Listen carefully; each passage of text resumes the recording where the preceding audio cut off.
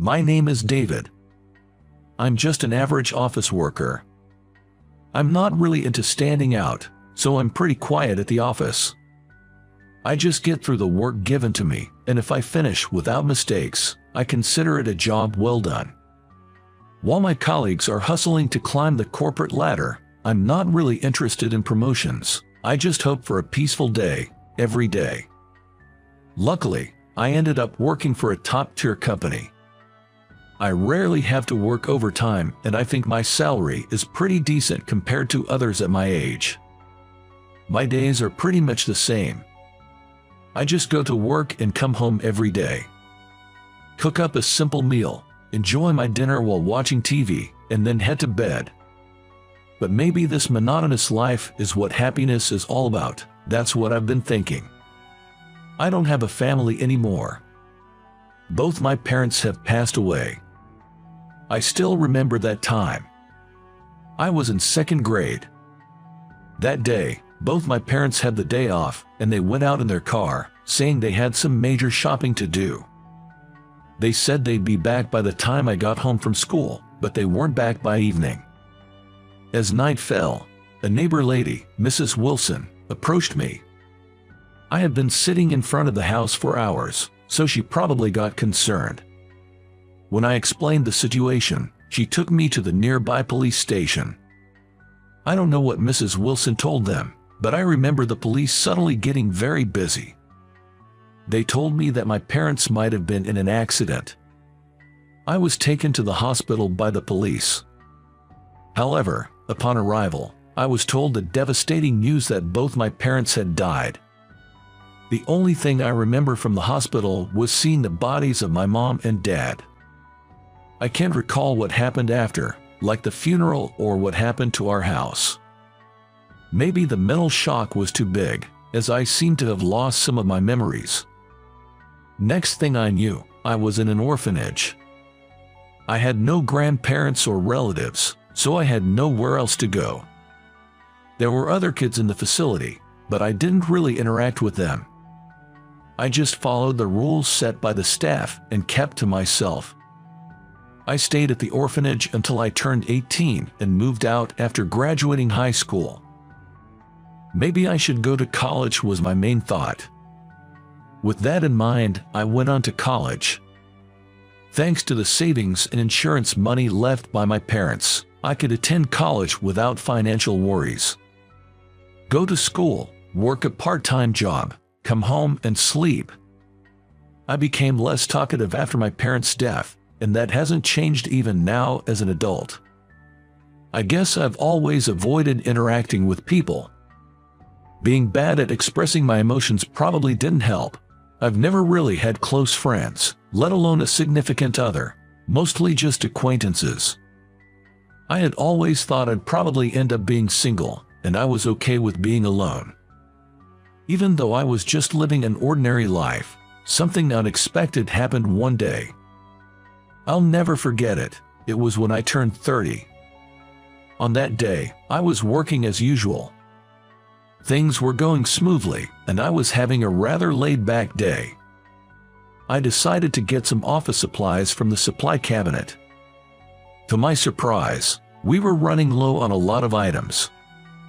Normally, the newer employees would restock the supplies, but I thought, since I had some time, why not do it myself? So I said, I've got some free time, I'll go get the supplies, and headed to the supply room.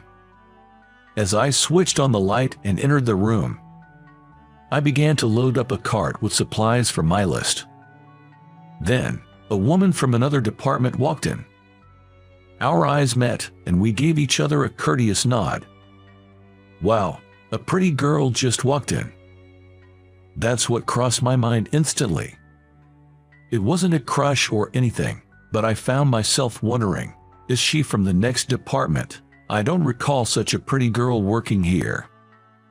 Taking a closer look, she had these cute beauty marks under her eyes, which made her already cool-looking eyes appear even more attractive. No, don't keep staring. It'd be so embarrassing if she caught me. I realized I'd been unintentionally staring and felt a rush of embarrassment. Taking a brief, deep breath, I composed myself and went back to collecting the supplies. But then, it happened. Suddenly, there was a deep rumbling sound, followed by a strong side-to-side shake. It was an earthquake. The shaking grew more intense. Being in the supply room, there was a high risk of things falling down. The spot where she and I were located was at the back of the supply room. The exit was too far, and with the intense shaking, it felt too risky to make a dash for it. Cover your head. Use a basket or turn a box upside down and protect yourself, I shouted instinctively.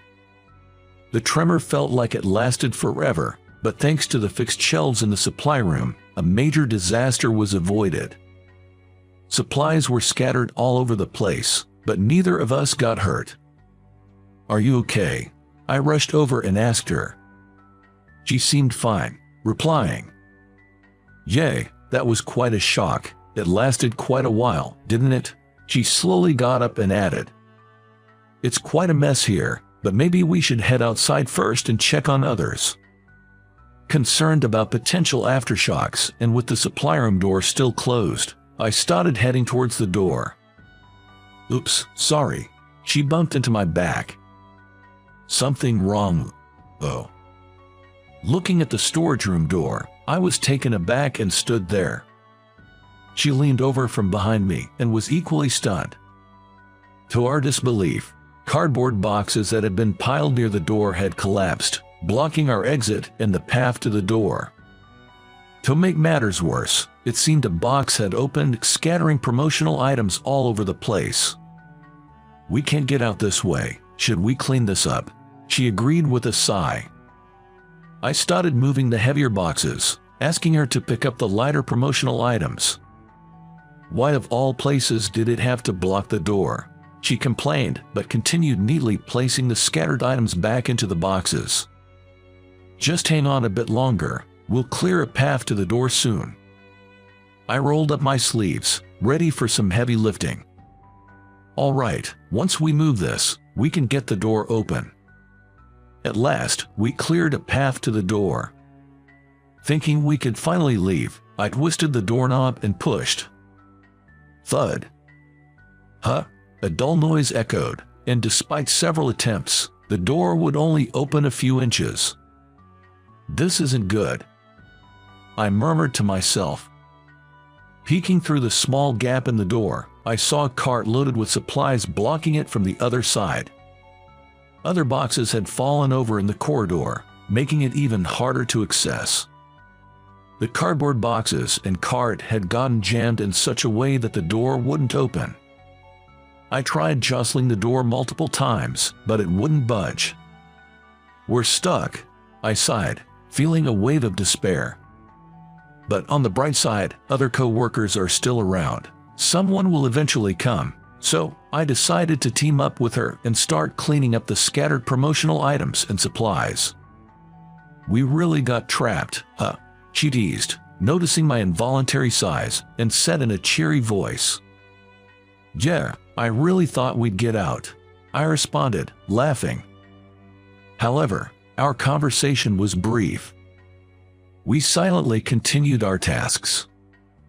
As I was thinking we were nearly done, an unmistakable growling sound broke the silence. I turned my head towards the sound. She looked embarrassed as she held her stomach. "That was mine. Did you hear that?" Her face turned beet red with embarrassment. "Yes, I heard it loud and clear." I said it honestly, and we both burst out laughing. Although we were strangers, that little moment of laughter lightened the mood. While continuing to tidy up, we chatted a bit and shared our names and departments. Her name was Sarah, 4 years younger than me, and she worked in the department next to mine. As we talked, a voice from the other side of the door called out, "Hey, is anyone there?" Peeking through the gap in the door, a voice said, "Hold on, we'll clear the way." A few folks moved carts and other obstacles, enabling our safe exit. Luckily, the earthquake's damage was minimal, just some items had fallen from shelves and desks. By the next day, we were back to normal. From then on, My days were filled with routine work. Yet, I would often bump into Sarah, whom I'd met in the storage room, in the hallway, lobby, or the staff cafeteria. I hadn't realized it before, but we had crossed paths frequently within the company. We began greeting each other whenever we met. One day during lunch, while I was eating in the cafeteria, Sarah approached, asking, "Mind if I join you?" We took that opportunity to express our gratitude for that day we spent trapped together. It seemed we never found the right moment to stop and talk about it before. Sarah also wanted to thank me, saying, "I'm so glad you were there with me that day. I'm not sure if I could have gotten out if I was alone in the storage room. You really saved me." From then on, I often chatted with Sarah. Due to our lunch breaks frequently overlapping, we'd often eat together or have coffee afterwards. Though I was always a bit shy and struggled to converse, Sarah was always proactive in starting conversations, so there was never a lull.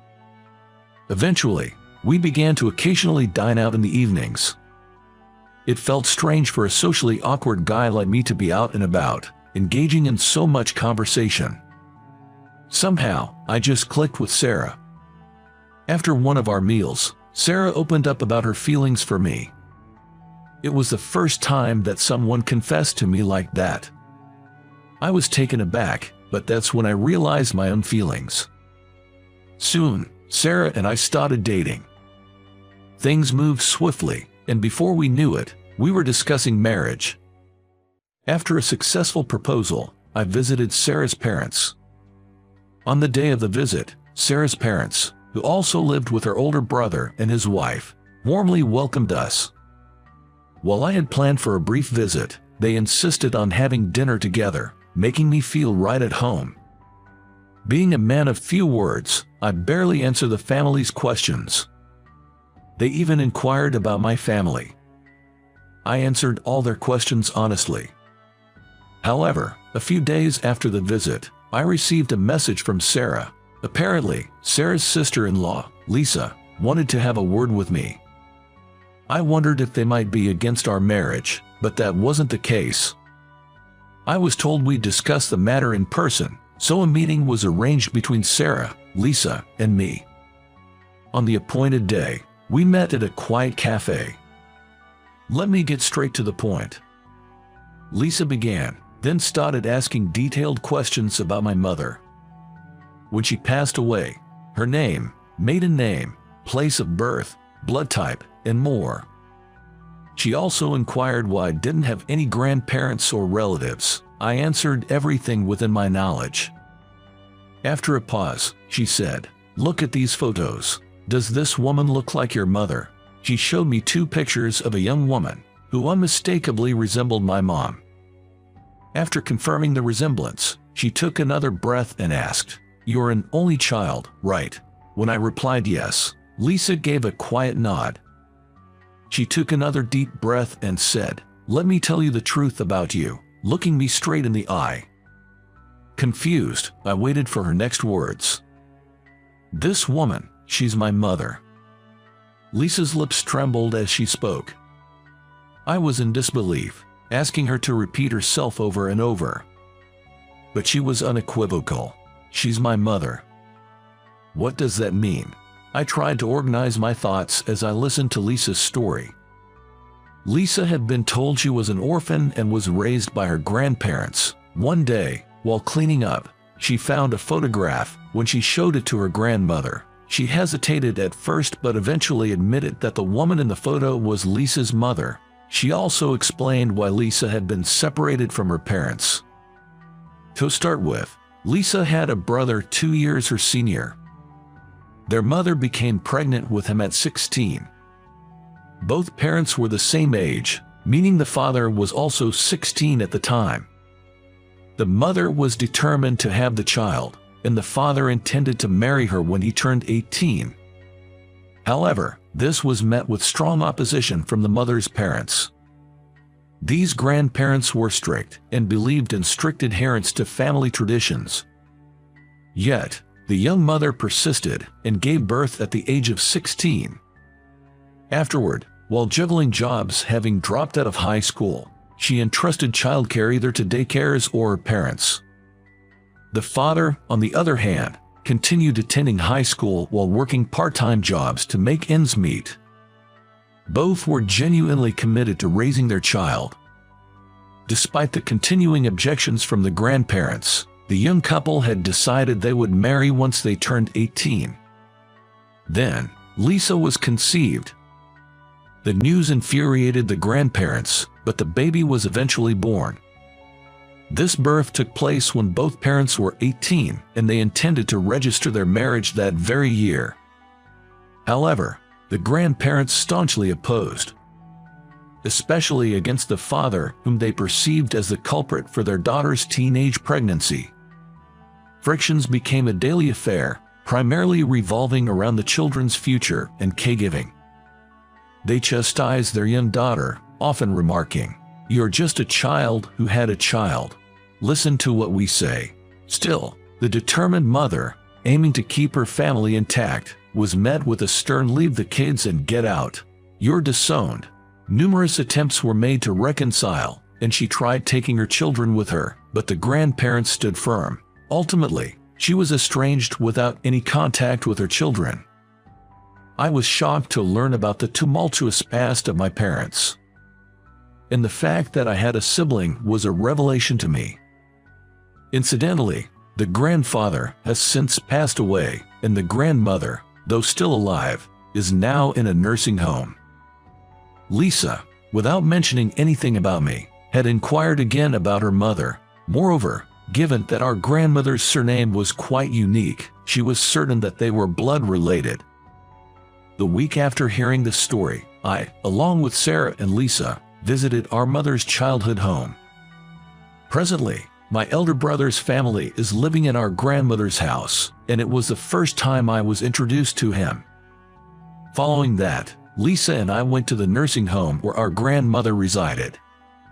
Although hesitant to meet her at first, we decided to have a conversation.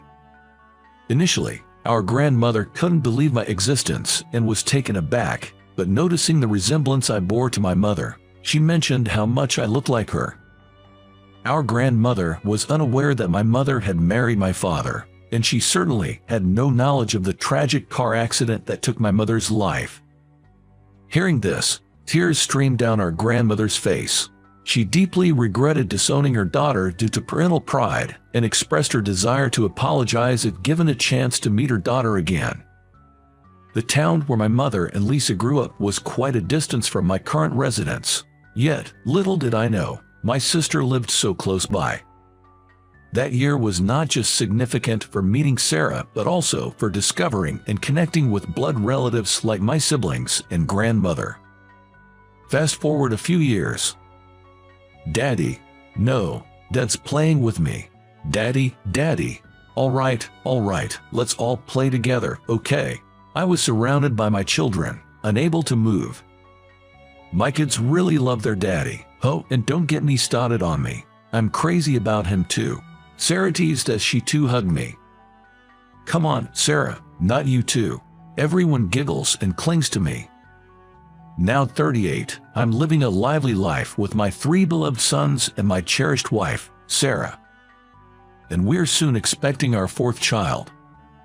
Since then, I've been in touch with my sister living nearby, and her 3 sons and my children play together as if they were siblings. Though my elder brother lives far away, we, along with my sister's family, visit him annually during the summer break without fail. Interestingly, my brother and I have similar facial features, and even more intriguing is how much my brother's children resemble younger me. When we look closely, all the children share striking similarities. We all look as if we were born from the same parents. We often jest. The bond of blood is indeed mysterious. Despite never having lived together with my siblings, our interactions felt natural from the start. Given how I was never adept at social interactions, me being able to interact well with my siblings surprises me. Having once believed I would live a life of solitude, never did I imagine that in just a few years, I would be surrounded by the warmth of a family. Life truly is unpredictable. I aim to cherish this unexpected happiness.